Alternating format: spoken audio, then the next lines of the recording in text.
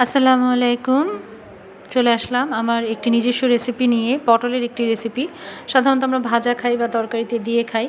একটু ডিফারেন্ট একটু করার জন্য আমি এই রেসিপিটা করি, আপনাদের সাথে সেটা শেয়ার করছি। পেঁয়াজ, একটু কাঁচামরিচ, আদা রসুন দিয়ে আমি একটু ভেজে নিলাম। এই লাল মরিচটা আমি ব্লেন্ডারে গুঁড়ো করে নিয়েছি, এটাও দিব। পটলটা আমি হাফ করে নিয়েছি যেন মশলাটা ভেতরে ঢুকে, এই কারণে।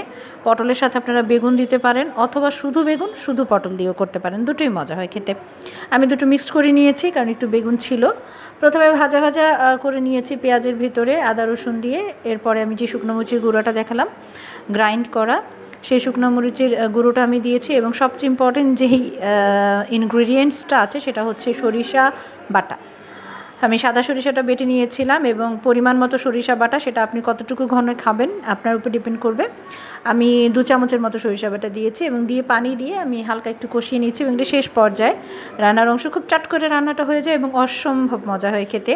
বাসায় অবশ্যই করে দেখবেন। একদম শেষে এসে শুকনো শুকনো যখন হয়ে যাবে, আমি ভাজা জিরার গুঁড়ো দিয়ে নিয়েছি এবং ঠিক ভাজা ভাজা অবস্থায় নামিয়ে নিয়েছি।